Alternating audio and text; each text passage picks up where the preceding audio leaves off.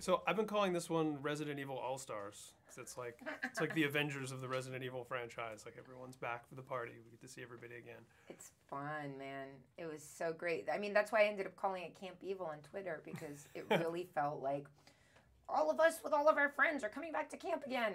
Yeah. And here's like the wardrobe section where we get to make our outfits, and here's the weapons section where we get to shoot guns, and here's the props department where we get to choose like what, belts and blah blahs and little thing. I mean, it was so fun, combat training, and really did all we needed was tents and outdoor barbecues. We would have been set. And you guys did like an actual fight camp, right? Like for a few weeks in Toronto. Like were you all together when you were doing the fight training, or?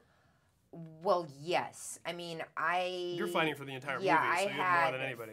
I was there first because, I wanted to at least get as much as I could done before the other actors arrived so that they could also concentrate on everybody else.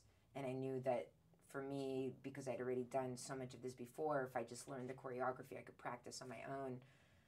But since the other actors were coming in kind of with no knowledge of what was happening, they needed their time. So I came in early to do my stuff. But, it ended up being a good, 7-month training process in the end.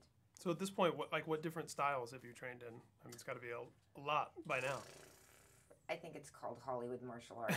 It's a little because bit it's of choreography. Everything. It's yeah. a little bit of everything, which is amazing. But I saw some Krav Maga gun takeaways in this movie. Some what? Some Krav Maga gun takeaways. I saw a couple of those. The thing that I love the most is Taekwondo, because I love to kick, and I love Kali sticks, and I love sword work. And there's a lot of cool stick fighting in that whole last sequence. Yeah, I mean, I love martial arts because it's the one thing that you can do where you're training and working on something, but it's not like mindless, just like repetitive machines. It's like you have a goal, which is you need to make that straight punch perfect. And you do it, and you do it, and you're like, oh, I don't feel good, and then finally you forget about everything else that's happening in the world. And then once you get it, no one can take that away from you.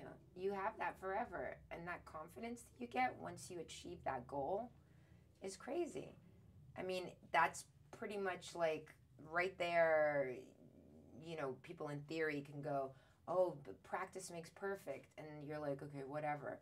You go into a martial arts class and you feel like an idiot for the first week, and then you actually make it and it works, and your teacher goes, good job. And you're like, oh my God, what's up? Yeah. All you did was a punch, but you still feel like a god because your master went, good job.